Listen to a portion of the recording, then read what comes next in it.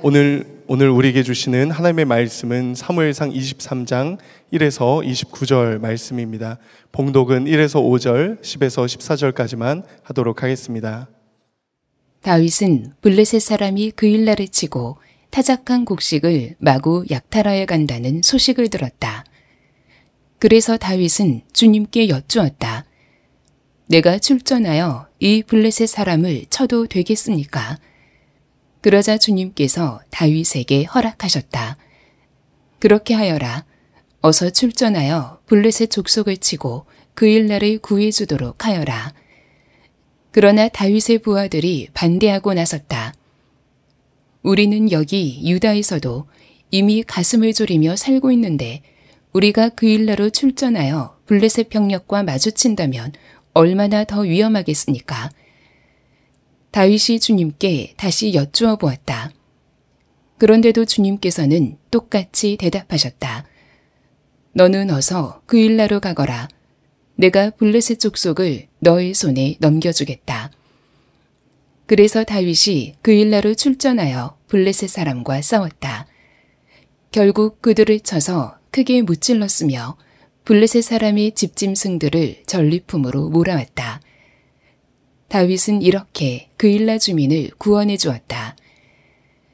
다윗이 하나님께 아뢰었다. 주 이스라엘의 하나님, 사울이 나를 잡으려고 그일라로 와서 이 성읍을 멸망시키기로 결심하였다는 소식을 이 종이 확실하게 들었습니다. 그일라 주민이 나를 사울의 손에 넘겨주겠습니까? 이 종이 들은 소문 그대로 사울이 내려오겠습니까? 주 이스라엘의 하나님, 이 종에게 대답하여 주십시오. 주님께서 대답하셨다. 그가 내려올 것이다. 다윗이 다시 한번 여쭈었다. 그일라 주민이 정말로 나를 나의 부하들과 함께 사울의 손에 넘겨주겠습니까? 주님께서 대답하셨다. 넘겨줄 것이다. 그래서 다윗은 600명쯤 되는 부하를 거느리고 그일라에서 벗어나 떠돌아다녔다. 다윗이 그일라에서 빠져나갔다는 소식이 사울에게 알려지니 사울은 출동하려다가 그만두었다. 그리하여 다윗은 광야의 산성을 찾아다니며 숨어서 살았다. 그는 바로 십광야의 산간 지역에서 살았다. 그동안 사울은 날마다 다윗을 찾았지만 하나님이 다윗을 사울의 손에 넘겨주지 않으셨다.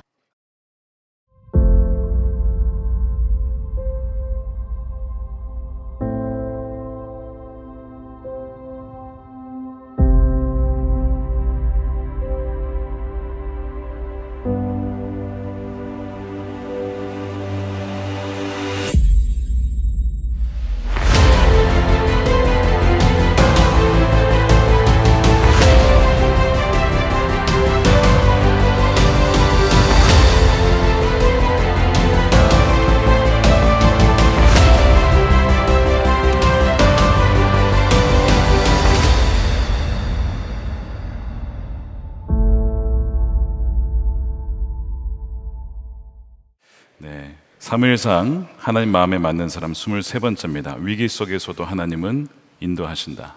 위기 속에서도 하나님은 인도하신다 라는 제목의 말씀을 나누겠습니다. 최근 뉴스에서 북한이 특수부대를 러시아에 파병했다라고 하는 충격적인 소식이 들려왔습니다. 우크라이나 러시아 전쟁의 양상이 미국이 우크라이나를 간접적으로 돕는 방식으로 지금까지 왔는데 북한이 러시아에 군대를 파병한 것은 전혀 다른 양상으로 흘러가는 것입니다. 푸틴 대통령의 탐욕과 끊이지 않는 그 광기, 전쟁을 더욱 확산시키고 있는 것 같아서 우리가 더욱 나라를 위해서 또 한반도와 또한 동북 아시아 또 전쟁 지역의 나라들을 위하여서 더욱 기도해야 할 것 같습니다. 우리는 지난 22장, 사무엘상 22장을 통해서 사울 왕이 노베 제사장들과 그 마을 사람들을 잔인하게 학살을 명하고 죽인 것을 우리는 보았습니다. 여러분, 한때 사울도 하나님의 영이 임했던 사람이죠. 하나님의 뜻을 행했던 사람입니다. 그런데 다윗을 시기하며 악한 영이 씌워지자 없는 죄까지 또 만들어서 사람에게 뒤집어 씌우고 그리고 마을 전체를 쓸어버리는, 이건 정말 사람이 맞나 싶을 정도의 악한 사람이 되었습니다. 최근 소설가 한강 씨가 노벨 문학상을 받아서 화제가 되고 있는데요. 물론 저는 그분의 세계관을 모두 동의하지는 않습니다. 하지만 그분이 주목하고자 하는 것을 보니 인간 안에 감추어진 두 본성이었습니다. 선함과 악함이 인간 안에 공존한다는 거예요. 자신을 희생하면서 돕고자 하는 선한 마음도 있고, 다른 사람을 물리적으로 또한 언어로 폭력하며 폭력적인 인간의 악한 모순을, 그거를 발견하고 도대체 이것이 뭔가 그 모순을 꿰뚫어 보고 싶었다는 것이죠. 그것이 이제 소설로 표현이 된 것입니다. 여러분, 인간의 악한 두 모습은 이 사울에게서 발견되죠. 말씀드린 것처럼 하나님의 뜻을 따르고자 했던 모습도 있었고, 지금은 이제는 완전히 악한 영에 사로잡혀서 전혀 다른 사람이 되었습니다. 다윗은 어떤가요?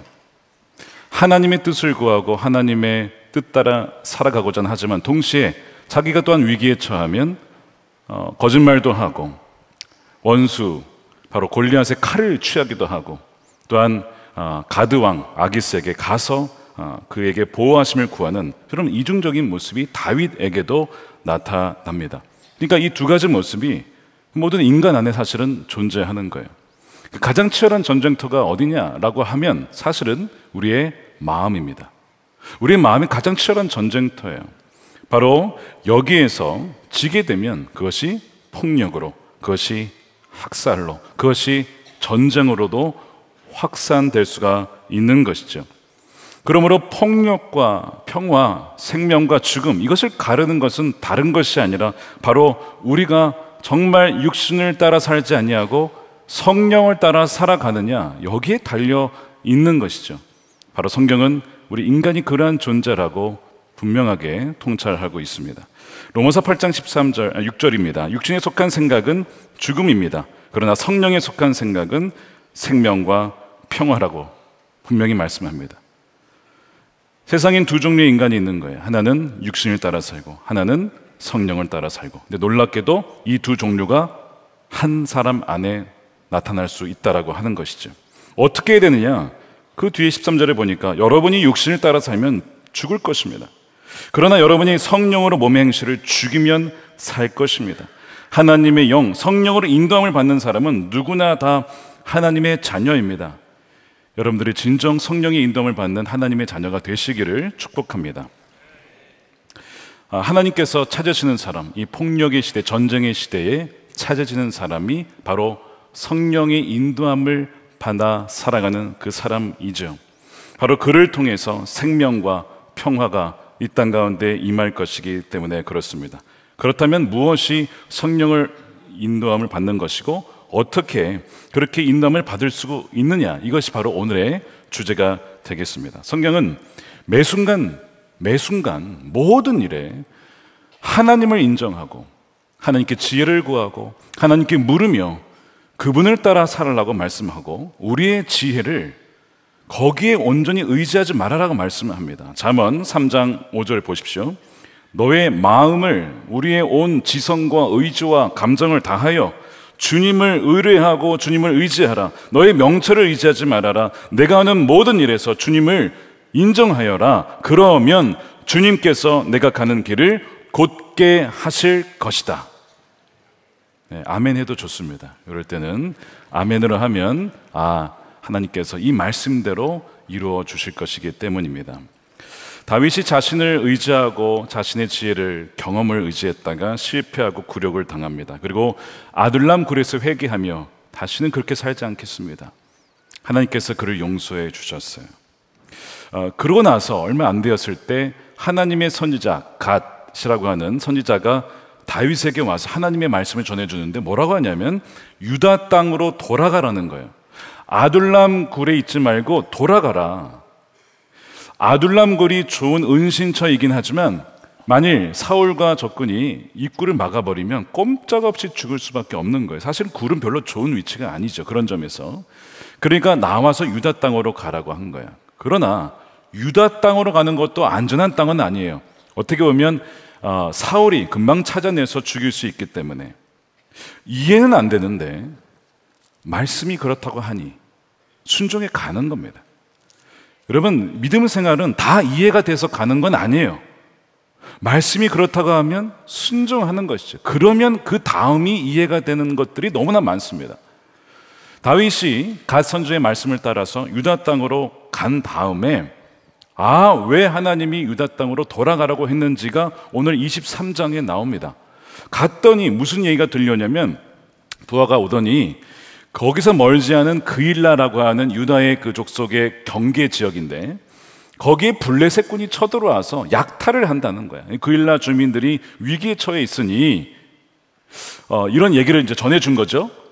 그러니까 하나님께서 왜 다윗을 유다 땅으로 돌아가라고 했냐면 바로 이 그일라 땅의 위기에 처한 백성들을 구원하라 너가.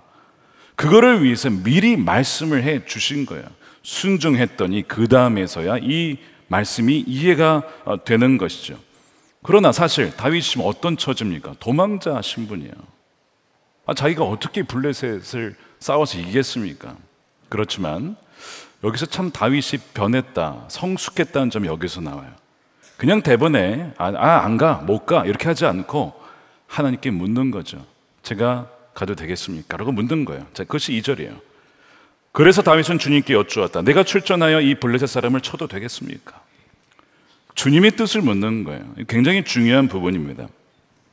매사에 주님을 인정하라라고 하는 것은 작은 일, 큰 일 상관없이 주님, 이것이 주님이 원하시는 것입니까? 라고 묻고 기다리는 거예요.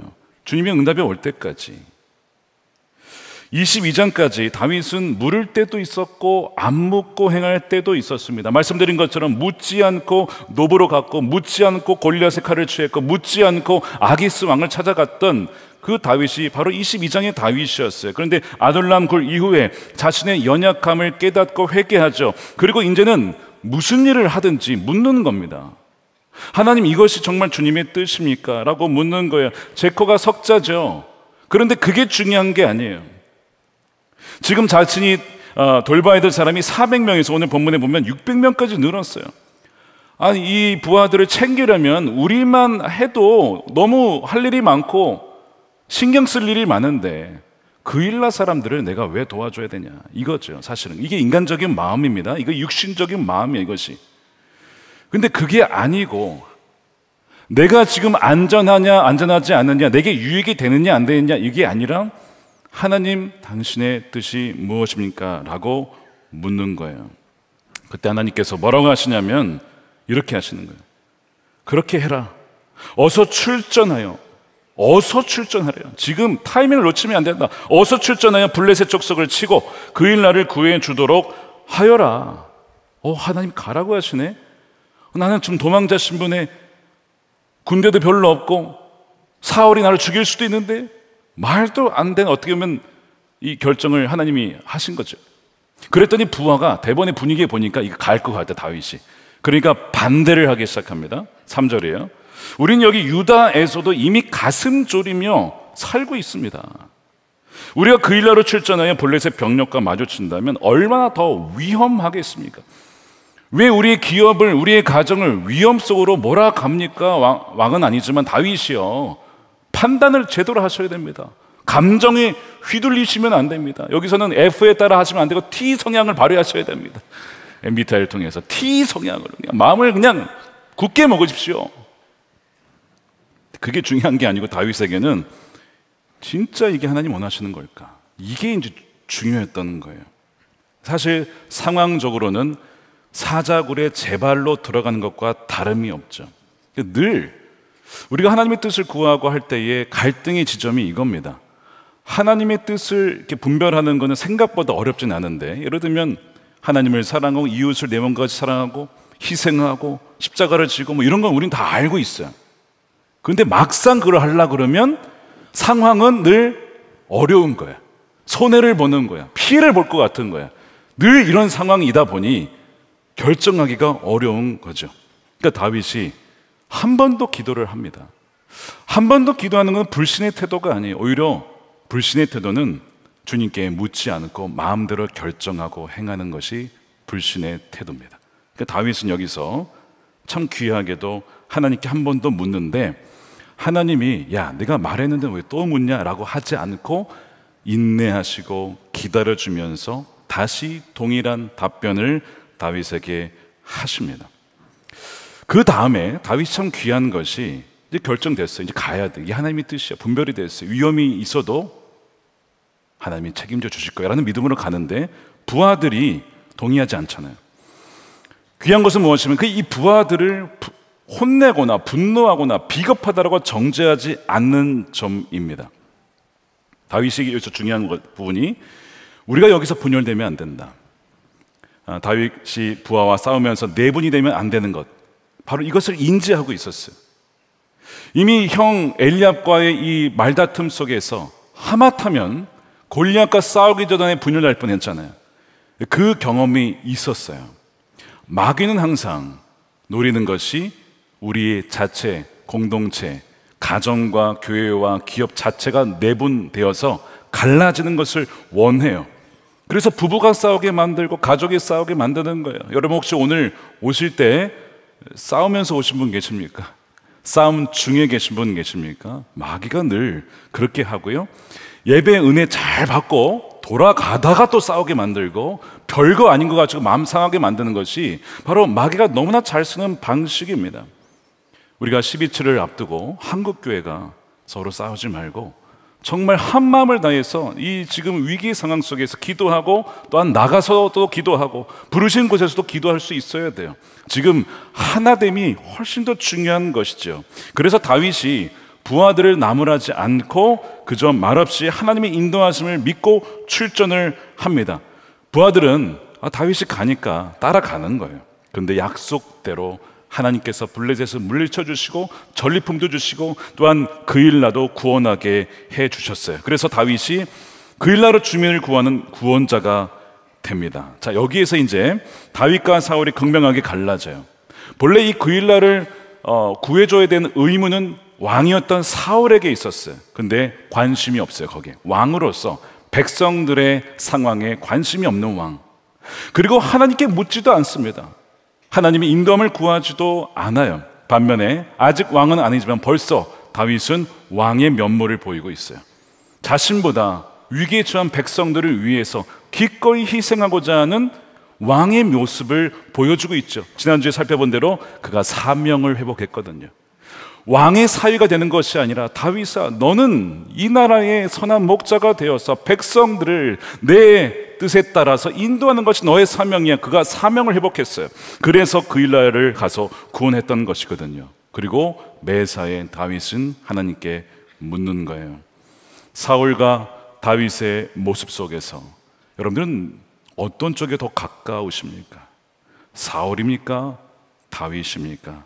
아니면 둘 다입니까? 사울은 하나님께 묻지 않고 행하는 것이 그의 일상이었기 때문에 하나님이 더 이상 그에게 말씀하지 않습니다. 나중에 사울이 하나님께 묻긴 묻거든요. 그러나 하나님은 침묵하세요. 참 안타까운 장면이에요. 사무엘상 28장이에요. 그의 인생이 거의 마지막입니다. 사울이 주님께 물었으나 주님께서는 그에게 꿈으로도 우림으로도 예언자로도 대답하여 주지 않으셨다. 너무나 아픈 장면이죠. 하나님께 묻지 않았을 때에 성령은 그를 떠나고 더 이상 그에게 말씀하실 수가 없었던 것입니다. 이것이 육신을 따라 사는 삶이고 성령을 소멸하는 삶이에요. 물론 다윗도 한때 그랬어요. 묻지 않고 움직였고 묻지 않고 자신의 마음대로 결정을 했습니다. 그러나 그는 진심으로 회개하고 자신의 거짓 입술을 회개하고 돌이켰어요. 그랬을 때 하나님은 다시 응답해 주시잖아요. 그분을 찾는 자를 하나님께서 거절하지 아니하시고 다윗에게 말씀하십니다. 사랑하는 여러분, 여러분들이 아무리 어려운 위기에 처해 있을지라도 하나님께 물으며 나아간 자를 하나님은 멸시치 아니하십니다. 여러분들에게 말씀하시고 성경을 통해서, 성령을 통해서, 환경을 통해서, 하나님의 사람들을 통해서 하나님이 여러분들을 정확하게 인도하심을 여러분 믿으시기를 축복합니다. 다윗이 그일라를 구원하였다는 소식이 사울에게까지 들려와요. 사울이 여기에서 무슨 고백을 하냐면, 야, 하나님이 다윗을 내게 붙여주셨구나. 이렇게 이 상황을 해석합니다. 7절에 보세요. 다윗이 그일라에 왔다는 소식이 사울에게 전해진 사울이 외쳤다. 이제는 하나님이 그 자를 나의 손에 넘겨주셨구나. 그는 도간에 든 쥐다 라고 해석을 이렇게 해요. 상황 해석을 하는 거예요. 참 여기 이 표현을 보면 놀랍습니다. 왜냐하면 말씀드린 대로 사울은 이미 하나님을 떠났어요. 하나님도 사울을 떠났어요. 그런데 여전히 사울은 이 단어나 언어 사용에 있어서 여전히 신앙적인 표현을 하고 있습니다. 소위 무늬만 그리스도인, 명목상의 그리스도인의 모습을 보여주고 있어요. 왜냐하면 하나님이 내 손에 붙여주었다. 그러니까 하나님을 주어로 해서 진짜 하나님이 자신을 위해서 이렇게 섭리하셨다라는 고백을 하고 있잖아요. 그러나 하나님이라고 말한다고 해서 또 하나님을 주어로 사용한다고 해서 그가 정말 신앙인이냐, 꼭 그런 것은 아니라는 거예요. 그걸 우리가 사울을 통해 볼 수가 있어요. 사울이 진짜 신앙적 고백을 했다라면 이렇게 했었어야 됩니다. 아, 내가 다윗을 오해했다. 아, 그가 우리나라 백성을 위해서 이렇게 희생적으로 하니 내가 그에게 보상을 해줘야 되고 훈장을 줘야겠구나. 내가 다윗을 오해했다. 나의 사과를 전해주라. 이것이 사실 신앙적인 모습의 표현이죠. 그런데 지금 사울은 그저 이 상황이 하나님께서 허락하셔서 내가 이제 다윗을 죽일 수 있게 되었다. 굉장히 폭력적인 이 표현을 서슴지 않고 있어요. 사울처럼 얼마든지 하나님이라는 이름을 이용해서 주님이라는 표현을 통해서 자신의 목적을 달성하기 위해 폭력을 정당화하고 자신의 욕망을 채울 수 있다는 것이 사실은 굉장히 소스라치게 하는 부분입니다. 사울의 이런 기만적인 모습이 우리 안에도 있지 않은지는 우리는 평소에는 잘 모르는데 이렇게 말씀을 통해 묵상하다 보면 이 모습이 우리 안에도 있다는 것을 보게 돼요. 사실 말씀을 제대로 읽는 것은 우리가 말씀을 읽는 것이 아니라 말씀이 우리를 읽게 하는 것입니다. 내 안에 다윗의 모습도 있지만 내 안에 이런 사울의 모습도 있구나 하는 것을 보게 하시는 것이죠. 왜냐하면 말씀이 빛이기 때문에 어둠 속에 우리 인간의 어두운 그 내면을 비추어 주시면서 우리를 하여금 그것을 회개케 하고 우리를 새롭게 하신 분이 성령의 역사며 말씀의 능력이기 때문에 그렇습니다. 그러니까 우리가 이 시간 기도할 때 하나님, 제 안에 이러한 사울의 기만적인 모습, 신앙의 이름으로 폭력을 정당화하는 모습이 우리 안에 있음을 우리가 고백할 수 있어야 되는 것이죠. 예상대로 사울은 군사들을 동원해서 다윗과 부하들을 포위합니다. 이 위기의 순간에 여러분 어떻게 하시겠습니까? 다윗이 다시 한번 하나님께 나아가요. 기도하죠. 기도하면서 하나님의 뜻을 분별합니다. 이 당시에 이제 하나님의 뜻을 분별하는 도구가 있었는데 바로 제사장들이 입고 있었던 에봇입니다. 당시에 아비아달이 지난주 학살에서 살아남아서 다윗에게 합류했잖아요. 그에게 에봇이 있었기 때문에 하나님의 뜻을 분별해요. 예, 아니오로 분별하는 것인데 오늘날 우리에게는 에봇은 없지만 말씀드린 것처럼 우리에게는 이미 성경이 주어져 있고 우리 안에 누가 계십니까? 주님이 성령으로 계시잖아요. 예수님께서 뭐라고 하시냐면 내 양은 내 음성을 듣나니, 양들은 목자의 음성을 듣는다고 했습니다. 그리고 성령께서 우리로 하여금 생각나게 하심으로써 우리에게 말씀하신다고 하셨어요. 그래서 성령께서 말씀하시는 것이 있는데 그것이 진짜 성령의 생각인지 악령의 생각인지 내 생각인지는 역시 다시 말씀을 통해 분별해야 된다는 거예요. 그래서 에베소 6장에 하나님 말씀을 성령의 검이라고 했죠. 성령과 성경은 떼놓을 수가 없는 거예요. 성경은 성령으로 영감된 말씀이기 때문에 그렇습니다. 그래서 우리가 늘 이 성경과 성령의 감동하심으로 하나님의 인도함을 구할 수가 있는데 다윗이 두 가지 질문을 했어요. 사울이 내게 오겠습니까?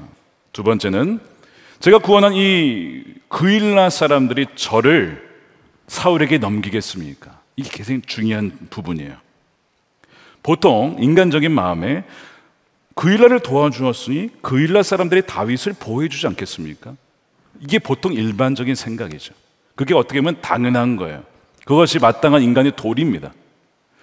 근데 인도함을 구할 때에 어떤 인간의 마땅히 그러하겠지에 의지하는 것이 위험할 수 있음을 오늘 본문은 보여주고 있어요. 하나님의 대답은 그 그일라 사람들이 너를 사울에게 넘겨줄 거야. 대답은 이거였습니다.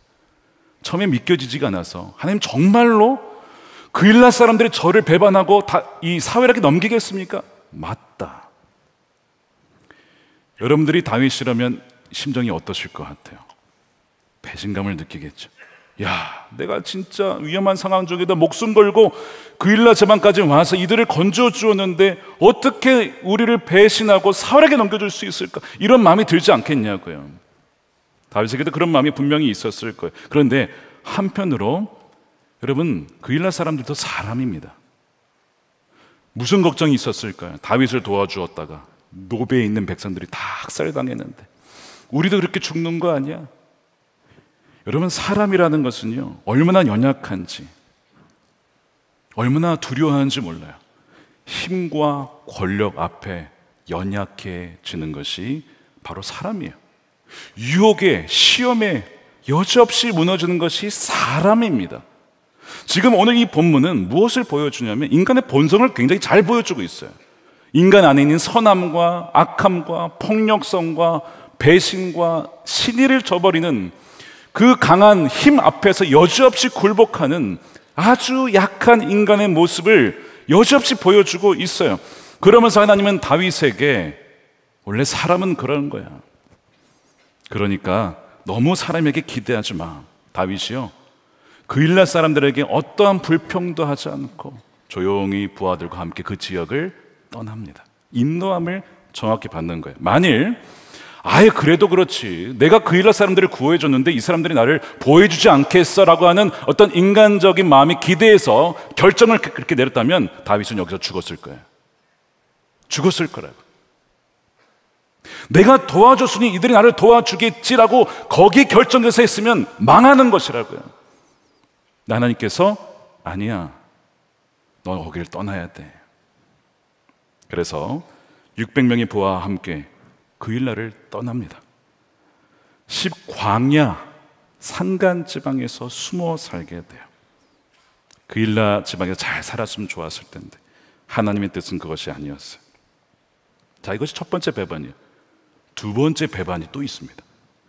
19절에 보면 10이라고 하는 그 지역의 사람들이 사울에게 다윗의 위치를 보고해요. 자, 19절 보시면 10사람 몇이 기브아로 사울을 찾아 올라가서 밀고 하였다.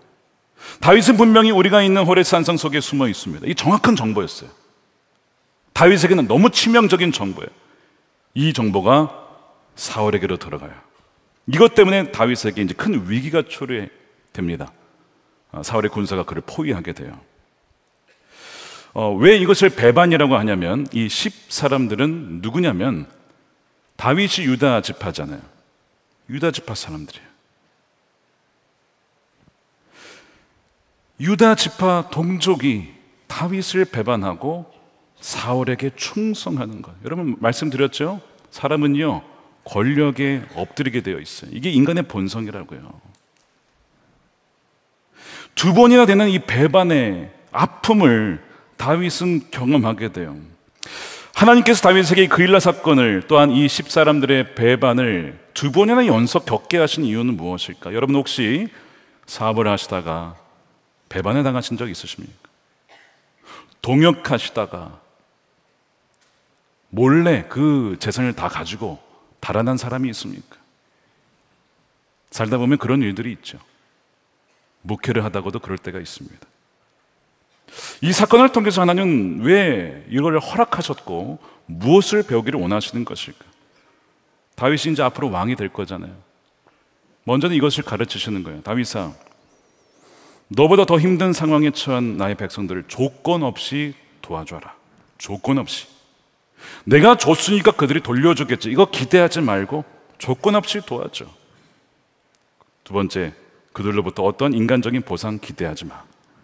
사람은 사랑해야 할 대상이야. 의지할 대상은 아니야. 사람은 사랑해야 될 대상이지 의지할 대상, 우리의 인생을 그분에게, 어떤 사람에게 맡길 만한 그런 존재가 되지 못한다. 우리는 너무나 연약한 존재예요. 어제와 오늘이 달라질 수 있는 그런 존재라고 하는 인간의 본성을 하나님께서 다윗에게 알려주시면서 가르쳐주고 있는 부분이죠. 그러면서 우리가 서로를 믿어주고 신뢰해줘야 하지만 궁극적인 우리의 대상은, 의지의 대상은 오직 하나님이어야 한다라는 것을 혹독한 광야의 수업을 통해서 다윗에게 가르쳐 주고 계신 거예요. 하나님 저에게도 이것을 혹독한 방식으로 미국에서 가르쳐 주셨어요. 사랑하되 의지하지 말아라. 사랑하되 의지하지 말아라. 인간의 마음의 본성, 신의를 저버리는 것과 배신은 폭력 못지않게 인간의 어두운 면을 드러내는 속성입니다. 다윗이 두 번의 배반, 배신을 통해서 참 힘들었을 겁니다. 외로웠을 거예요. 그때 다윗이 쓴 시편이 시편 27편으로 알려져 있어요. 27편에 보면 주님이 나의 빛, 나의 구원이신데 내가 누구를 두려워하랴. 주님이 내 생명의 피난처이신데 내가 누구를 무서워하랴. 이 상황이 이해되십니까? 굉장히 배반당한 상황 속에서 내가 정말 의지해야 될 분은 주님이시다. 그러면서 유명한 구절이죠. 4절에 주님, 저에게 단 하나의 소원이 있습니다. 저는 오직 그 하나만 구하겠습니다. 한평생 주님의 집에 살면서 주님의 자비로우신 모습을 보는 것과 성전에서 주님과 의논하면서 살아가는 것입니다. 제가 원하는 것은 주님과 함께하는 것, 그것이면 충분합니다. 다윗이 왜 이런 고백을 했겠어요? 너무나 인간의 그런 어떻게 보면 실망스러운 모습 속에, 그리고 자신도 마찬가지잖아요. 그래서 하나님만 의지하겠습니다 라고 고백을 하면서 5절에 이렇게 고백하죠. 여호와께서 환난 날에 나를 그의 초막 속에 비밀히 지키시고 그의 장막 은밀한 곳에 나를 숨기시며 높은 바위 위에 두시리로다. 너는 여호와를 기다릴지어다. 강하고 담대하며 여호와를 기다릴지어다. 다윗이 자신에게 말하고 있어요. 다윗아, 너는 여호와만 기대하고 여호와만 갈망해라. 내 영혼아, 절망하지 마. 하나님이 함께 계시는데 너 왜 그러고 있니? 다윗이 다윗 스스로에게 말하고 있잖아요. 지금 성경적인 기도는 바로 이렇게 하는 거예요. 내 영혼아 깨어나라. 왜 낭망하고 있느냐? 하나님이 살아계시고 나와 함께 하시는데. 이 배경 속에 지어진 시편이에요.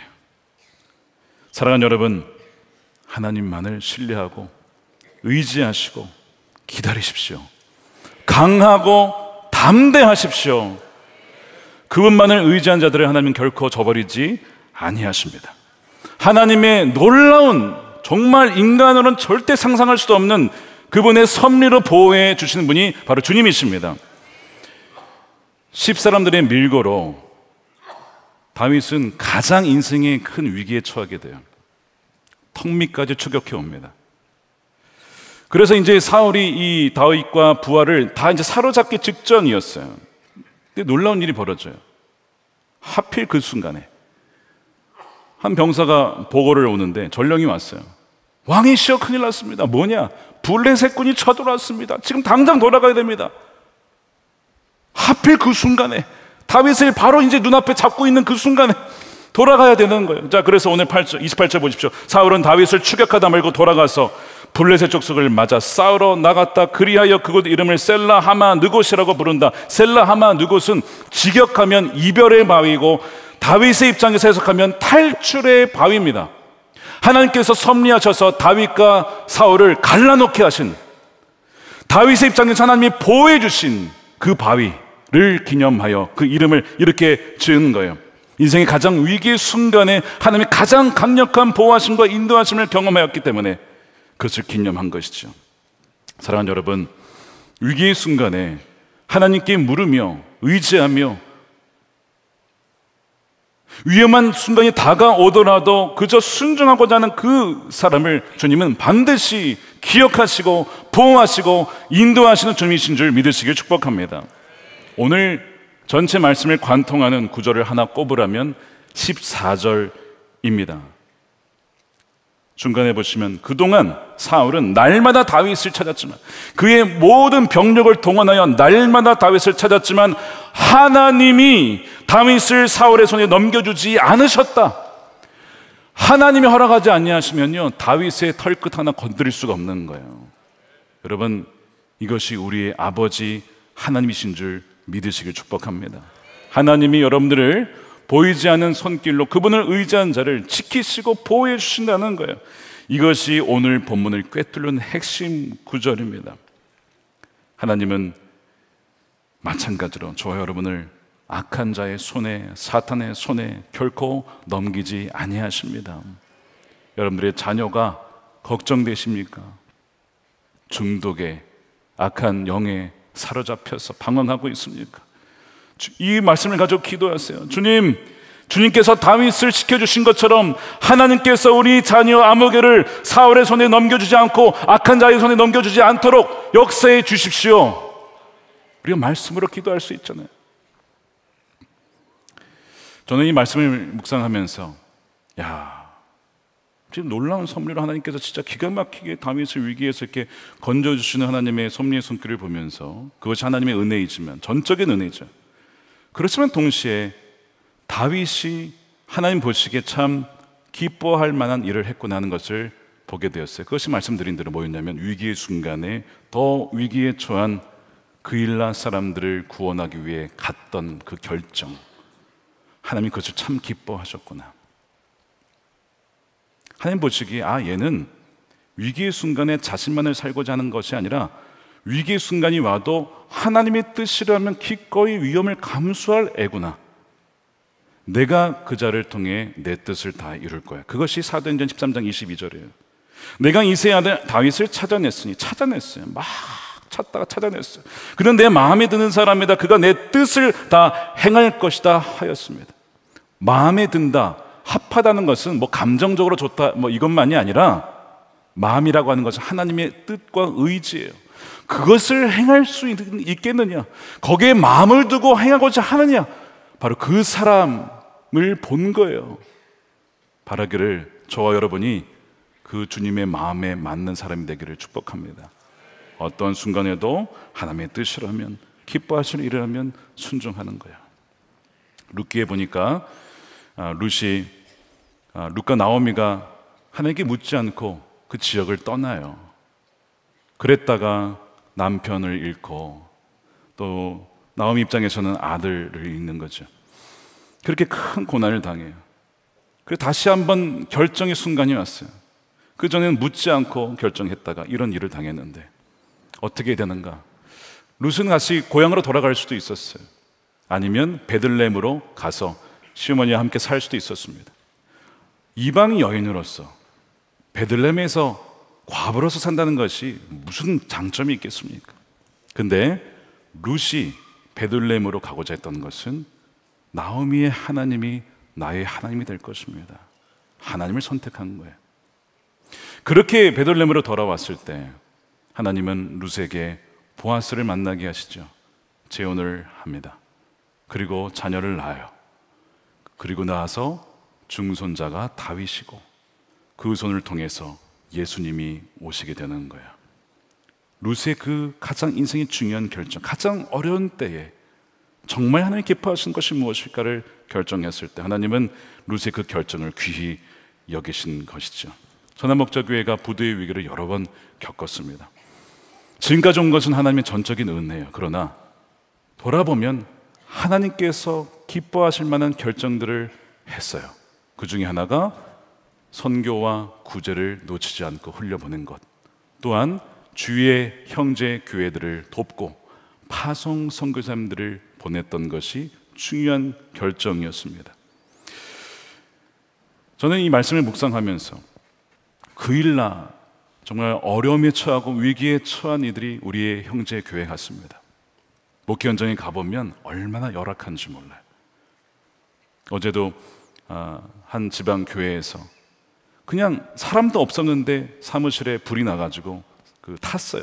담임 목사님실에. 근데 감사하게 타다가 말았어요.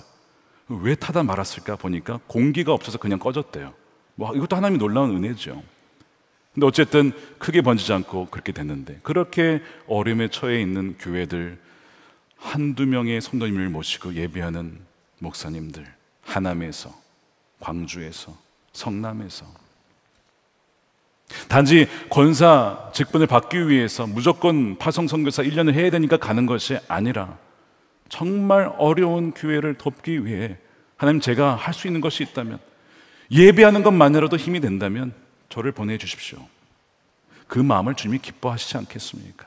하나님께서 이 교회를 복 주신 이유 중에 하나가 바로 기꺼이 우리 주변의 형제 교회들을 돕기 위해, 사실 교회 입장에서도 중요한 리더십이 빠지시면 타격이 큽니다.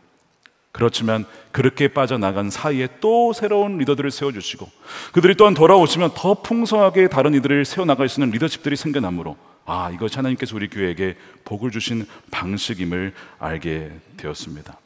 예수님께서 우리를 구원하시기 위해 하나님과 동등함을 당연히 여기지 아니하시고 모든 권세와 권리를 다 포기하고 인간의 몸으로 종의 모습으로 오셨어요. 그런데 예수님이 제자들에 의해서 배반을 당하죠. 다 도망갔습니다. 배반을 당합니다. 그러나 끝까지 십자가를 지시고 죽으셨어요. 그리고 하나님께서 그 예수님을 부활시키셔서 모든 이름 위에 뛰어난 이름을 주시고 모든 일이 주 앞에 무릎 꿇도록 하나님이 우리 주님을 가장 위대한 주로 세워주셨습니다. 마찬가지로 이 다윗, 어려움 중에도 기꺼이 희생하여 그 일날을 구원하러 간 바로 이 다윗은 더 나은 다윗인 예수님의 모습을 보여주는 그림자이지요. 그에게 하나님이 절대로 다윗에게 손을 넘겨주지 않았던 것처럼 우리가 주의 모습을 닮아서, 또한 다윗을 닮아서 기꺼이 위기 속에서 하나님의 뜻에 순종하고자 한다면 하나님 반드시 우리를 가장 선한 길로 인도해 주실 줄로 믿습니다. 사랑하는 여러분, 전쟁의 시대입니다. 기도해야 됩니다. 폭력의 시대에 하나님께서 당신의 사랑하는 자녀들을 붙잡아 주시리라 믿습니다. 하나님의 주권을 신뢰하며 기도하며 물으며 주님이 기뻐하신 일이 무엇인지를 물으며 거기에 순종하는 저와 여러분이 될 때에 하나님께서 반드시 우리를 육신의 탐욕이 아니라 성령을 따라 행하는 하나님의 자녀로 인도해 주시리라 믿습니다. 그 은혜를 누리는 저와 여러분들의 가정과 삶이 되시기를 주님의 이름으로 축원드립니다. 우리 함께 기도하겠습니다. 오늘 말씀을 보면 인간의 다양한 모습을 보여주고 있습니다. 근데 놀랍게도, 충격적이게도 이 다양한 모습이 다 우리 안에 있어요. 사울의 모습도 있고 다윗의 모습도 있고 그 모든 것이 우리 안에 있음을 봅니다. 그러나 오늘 말씀 그대로 육신을 따라 사는 것이 아니라 성령을 따라 행하도록 주님은 우리를 붙잡아 주시고 말씀으로 깨우쳐 주시고 하나님의 사람들로 깨우쳐 주시고 우리를 정확히 인도해 주십니다.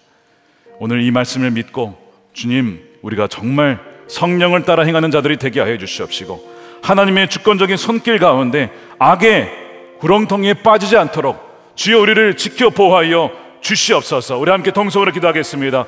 아버지 하나님 감사합니다. 끝까지 주님 손 붙잡고 나아가는 하나님의 백성들이 다 되게 하여 주시옵소서. 어떠한 순간에도 하나님이 기뻐하신 일에만 순종하며 나아가는 하나님의 자녀들이 되게 하여 주시옵소서. 하나님께서 다윗을 사울의 손에 넘겨주지 아니하신지라 주여 하나님, 우리가 주님의 손 안에 있음을 고백합니다. 하나님의 뜻 가운데 있음을 고백합니다. 주여 우리보다 더 어려운 위기에 처한 이들을 위하여 섬기며 도우며 세워나갈 수 있는 하나님의 백성들이 되게 하여 주시옵소서. 온전히 나라와 의를 구하며 나아갑니다. 주여 우리 육신의 소욕을 따라 행하지 아니하고 아버지 하나님 사람을 사랑하며 도와주매 온전히 주님만을 의지하는 하나님의 자녀들이 되게 하여 주시옵소서. 아버지 하나님, 주여 하나님의 참된 평강이 임하게 하여 살아계셔서 역사하시는 아버지 하나님, 오늘 말씀을 통해 우리에게 인간의 어두운 본성이 있음을 보게 하심에 감사합니다. 참으로 부끄럽습니다. 감추고 싶습니다. 다윗의 모습만이 아니라 사울의 탐욕스러운 모습과 이기적인 모습과 폭력적인 강압적인 모습이 우리 안에도 있음을 고백하오니 주여 빛 대신 주여 우리 안에 있는 어둠을 몰아내 주옵소서. 우리가 입술로 고백합니다. 주님을 더욱 사랑하지 아니하고 매사에 주님을 인정하지 않았던 죄를 고백합니다. 내 이웃을 내 몸과 같이 더 사랑하지 않았던 것을 고백합니다. 위기에 처한 이웃을 돌보지 않았던 것을 이 시간 고백하오니 주여 우리의 모든 허물을 주의 십자가의 보혈로 덮어 주시옵소서. 아버지 하나님, 육신에 따라 살지 아니하고 성령을 따라 행하게 하여 주옵소서. 그리하여 진정 하나님의 자녀로서의 삶을 살아가는 하나님의 자녀로서 전쟁의 시대, 폭력의 시대, 광기의 시대, 진정 화평케 하는 자의 모습으로 살아가는 하나님의 빛된 자녀들의 삶을 살아가게 하여 주시옵소서. 아버지 하나님, 전쟁터에 하나님의 평강이 임하기를 원합니다. 모든 전쟁이 그치고 하나님 모든 총과 칼들이 다 내려놓게 하여 주시고 하나님의 평강으로 그 땅 가운데 우크라이나, 러시아와 중동과 이스라엘과 팔레스타인 땅 가운데 임하게 하여 주옵소서. 하나님, 이 시간 온전한 10의 1조와 성경금과 감사금으로 주님께 구별하여 올려드립니다. 기쁘신 뜻을 위하여 마음껏 우리의 인생을, 재물을 또한 사용하여 주시고 하나님, 말씀을 알지 못하고 복음을 듣지 못한 이들에게 복음이 증거되는 데 쓰임받게 하여 주시며 드리는 손길을 기억하여 주셔서 하나님, 복에 복을 더하여 주시고 저들의 하는 일마다 하나님의 형통의 은혜를 더하여 주시옵소서. 질병에 사로잡힌 자가 있습니까? 주여 치유의 은총을 허락하여 주옵소서. 주님, 한 명 한 명을 친히 안수하여 주시고 억눌린 자, 빚진 자, 환난 당한 자 하나님의 평강으로 함께 하여 주시옵소서. 이 나라가 하나님을 경외하는 나라가 되기를 원합니다. 하나님을 대적하는 악한 법들이 무너지게 하시고 제정되지 않게 하여 주시고 말씀에 기초한 하나님 법들이 세워지게 하여 주시옵소서. 동성애 쓰나미 속에서 아버지 하나님 건강한 하나님의 말씀에 기초한 성경적인 가정을 지켜 주시옵소서. 이 나라가 또한 다음 세대가 진정 하나님께 세우신 아름다운 가정의 모습을 회복하며 또한 남과 북이 복음으로 통일되어지며 북한의 억눌린 자들을 속히 풀어 주시옵소서. 장문석 집사님 종신형에서 2년형으로 줄이게 하심에 감사드립니다. 남은 형도 깨끗하게 풀어지게 하여 주시옵소서. 김국기 목사님, 김정은 목사님, 최춘길 선교사님을 비롯한 묵교인자가 해방되게 해주셔서 남과 북이 진정한 하나 되어 주를 예비하는 그날이 속히 오게 하여 주옵소서. 지금도 선교지에서 신실하게 선교하시는 우리 선교사님들과 가정을 지켜 보호해 주시고 날마다 새 힘을 더해 주시고 성령으로 충만케 해 주시며 그 나라의 의를 구할 때에 필요한 것 공급하여 주시고 더해 주시는 은혜를 누리게 하여 주시옵소서. 주님이 오시는 그날까지 주의 오실 길을 예비하는 세례 요한과 같이 나는 쇠하여야 하고 그는 흥하여야 하리라, 이 고백으로 살아가는 사랑하는 주의 성도들 다 되게 하여 주시옵소서. 감사하며 우리 구주 예수님의 이름으로 기도드립니다. 아멘. 우리 다 같이 일어나셔서 우리 찬양하면서 준비하신 예물 올려드리겠습니다. 사랑해요, 사랑해요. 진실하신 나의 주님, 나의 삶 주님 안에 있네. 눈을 뜨는 아침부터 나 잠들기까지 오선하신 주를 노래하리. 신실하신 나의 주님, 신실하신 나의 주님, 나의 삶을 정확히 인도하셨습니다. 나의 삶을 인도하셨네. 나의 모든 옷가에, 나의 모든 옷가에 오선하신 주를 노래. 사랑해요. 신실하신 나의 주님, 사랑해요. 나를 인도하신 주, 고난 중에도 나와 함께 하셨네. 고난 중에도 나와 함께 하셨네. 내 아버지 되시며 친구 되신 주, 내 아버지 되시며 친구 대신 나의 삶 주님 안에 있습니다. 나의 삶 주님 안에 있네. 두 손 들고 찬양합니다. 주님의 선하심이 주님의 선하심이 날 인도하시네. 주님의 선하심이 날 지켜주시네. 주께 엎드려 나의 모든 삶 주님께 드리네. 주님의 선하심이 날 인도하시네. 주님의 선하심이 날 인도하시네. 주님의 선하심이 날 지켜주시네. 주께 엎드려 나의 모든 삶 주님께 드리네.